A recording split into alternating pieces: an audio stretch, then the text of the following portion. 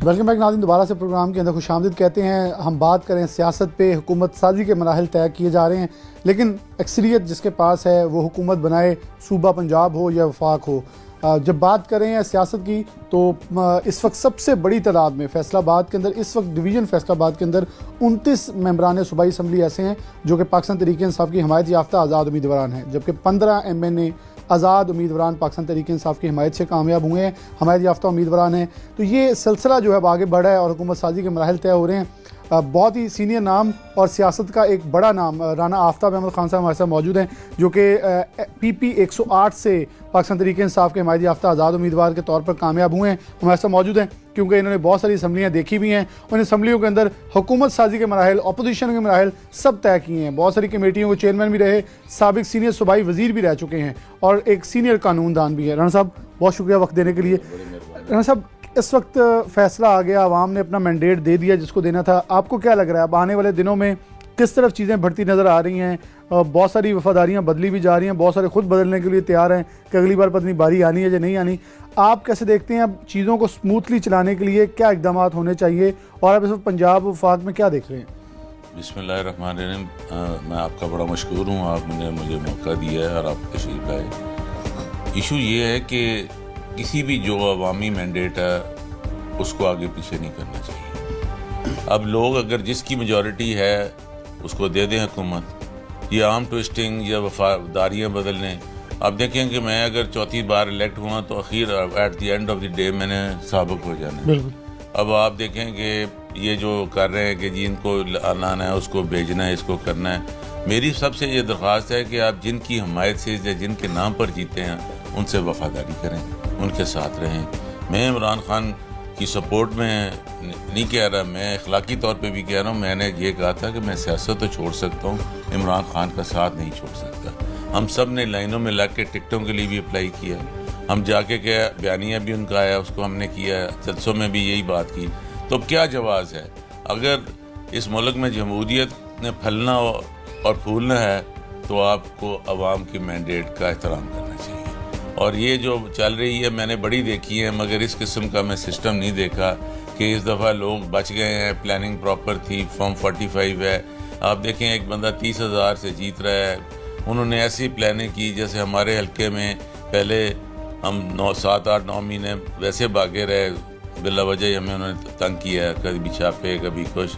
फिर उसके बाद आए हैं तो कागजात नामजदगी में हमें प्रॉब्लम आ गई, वो हाल हुआ तो हमारे निशानात उसके मेरे MNA के छीन लिए। फिर अगर कंपेन नहीं करने जानी तो पुलिस ने हमारे आके MNA को कभी पकड़ना करना, ये करना।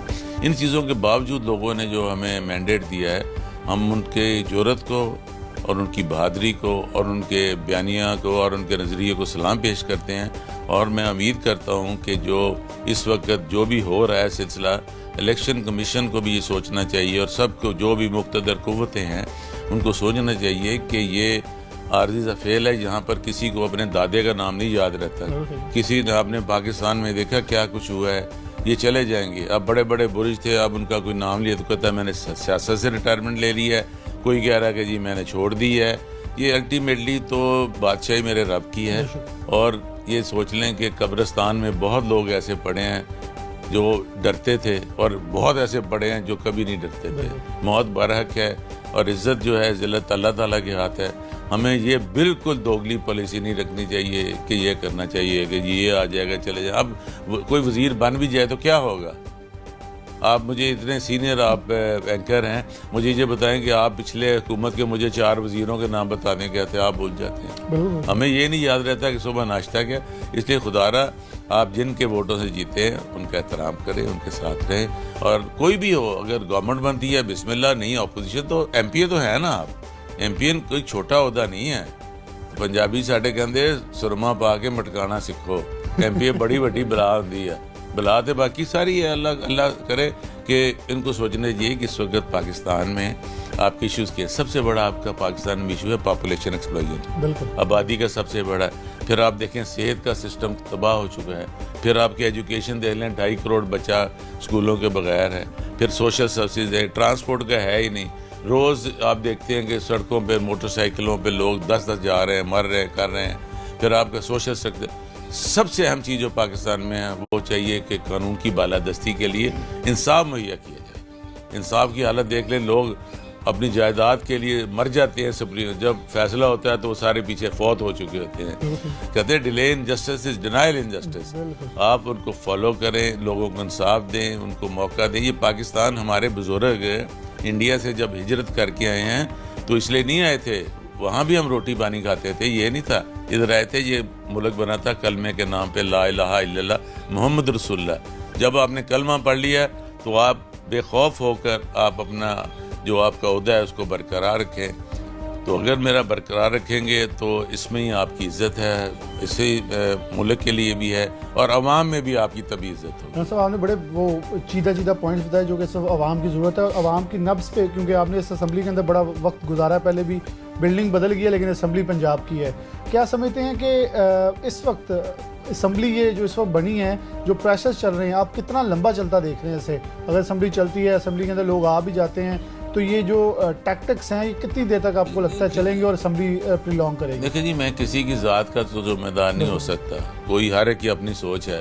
मगर ये मेरी सोच है कि आदमी को ना अपने ज़मीर के मुताबिक खड़ा होना चाहिए।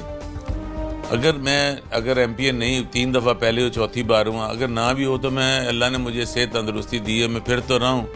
अगर मैं वज़ीर बन जाऊँ, गाड़ी मिली, गाड़ी तो आगे मेरे पास 2 हैं, अगर क्या मुझे होगा। मगर आपका इस सोसाइटी में, माशरे में, इलाके में, वोटर्स में एक इज़्ज़त का मुकाम होना चाहिए। आप दयानतदारी से सियासत करें और एक नज़रिए के साथ करें। इमरान खान ने आपको शऊर दिया है, इसलिए तो नहीं शऊर दिया कि उसके वोट की मैंडेट की तजलील करें, आप चले जाएं। और ये याद रखें, जो जाएंगे ना, ये बन तो गए हैं मगर खुदारा अल्लाह माफ़ करे, इनको सोचना चाहिए कि लोग इनका जीना हराम कर देंगे। और आपने देखा ही है कि इस वक्त लोग जो चले गए हैं, क्या उनको लोग कोई इज्जत से नाम नहीं लेता। आपने देखा कई बड़े जी टांटे खां थे, अब आप हारने के बच्चों को आगे करके हार के चले गए, तो क्या व्हाट इज़ द रिजल्ट? इज्जत तो वही है जो लोग आपके बाद में करें। मैं अगर नहीं भी था तो लोग, मेरा कोई नहीं कहता था कि मैंने वफादारी नहीं निभाई। तो अल्लाह करे कि हम जो भी क्राइसिस आएँ उस पर हमें अल्लाह हौसला दे, गुजारें। MPA के आप असेंबली में अंदर चले गए हैं, ये गवर्नमेंट को थाने के लिए तो नहीं हम कहें कि हमें थानेदार लगवाना है या ये रजिस्ट्री लगाना है, मैंने तहसीलदार लगवा कर जी उससे पैसे लेने हैं, या मैंने पटवारी कहना। ये तो नून लीग का कल्चर था कि अपने लगवाए हुए थे। मुझे कल लोगों ने कहा जी ये वो लगे हुए, मैं क्या लगे रहे, मैंने कौन सा है। मैं क्या, मगर they will have to go according to the rules, मगर वो वरना मुझे असेंबली मेरे पास फ्लोर है, मैं बिल्कुल इनको सेट कर दूंगा। ना साहब, एक बड़ा मुख्तसर सवाल, मुख्तसर जवाब चाहिए कि बड़े बड़े नाम फैसलाबाद में अपसेट हुए। आपने खुद ऐसे लोग जो सदाबहार और सब कुछ लिखते थे, आवाम ने क्यों रिजेक्ट कर दिया आपके ख्याल में? इतना बड़ा अपसेट नून लीग को फैसलाबाद में क्यों हुआ? आप सीनियर सियासतदान हैं, आप अपोजिशन में भी उनके बैठे हैं, पीपल्स पार्टी के साथ भी बैठे हैं, आप इस जमात में भी हैं, तो क्या वजह एक आपका मुख्तसर? आप देखें, आपने सवाल किया, इसका मैं ज़रूर थोड़ा तफसील से जवाब दूंगा। 2008 में जो मैंने इलेक्शन लड़ा था, तो जो मेरा मुखालफ था ना, इसकी जाली डिग्री थी, मदरसे की ली थी, और उसके बाद इन्होंने RO मैनेज किया हुआ था। हम इलेक्शन जीत गए, सब कुछ हो गया। उसके बाद इन्होंने, हम किसी को ज़हन में नहीं होता था फॉर्म 45, उसने हमारी जान ले ली। फॉर्म 45 में अनाउंस हो गया। जब हमने मैनेज कर लिया सब कुछ, सुप्रीम कोर्ट तक गए तो उनको पता चल गया कि नो, तो हम बचते ही नहीं हैं, तो उन्होंने उससे रिज़ाइन करा दिया। वरना MPA हो तो बंदा क्यों रिज़ाइन करे। फिर आगे फिर ये मोहतरम जो हमारे साबका वज़ीर दाखिला, इन्होंने उसको फिर हल्के में लाकर इलेक्शन लड़वाया नून लीग के टिकट पे, और मुझे कन्वे किया कि तुम 4000 से हार जाओगे। मैं कि हारना जीतना अल्लाह ताला के हाथ है, मगर आई कांट अफोर्ड कि मैं ऐसे छोड़ दूँ। ये सारा जो होता है ना, इनकी मनूवरिंग बहुत ज़्यादा होती थी उस वक्त RO ऑफिस में। ये कल है वोटर्स को मास्टरों पे करके रिजल्ट लेने में। उस वक्त हमें सोच लें कि political life is a regular process of learning. हमें नहीं, हमने सीखा। इस दफ़ा हमारे पास 203 पोलिंग स्टेशन के टोटल जब रिजल्ट आ गया, तो आप मेरा देखें रिजल्ट में कि इन्होंने निशान लगाया, मेरे MNA का निशान भी था, मेरे नीचे भी मोर को दे दिया। 7558 वोट ले गया। मैं कहता हूँ दोबारा वो इलेक्शन लड़े, अगर इतने ले जाए तो मैं असेंबली की सीट छोड़ दूंगा। मतलब कि दूसरे बाद डबल स्टैंपिंग होगी। हमारे जो लोग देहाती हैं, ऊपर मीनार, नीचे शेता, 6000 कुछ वो ले गए।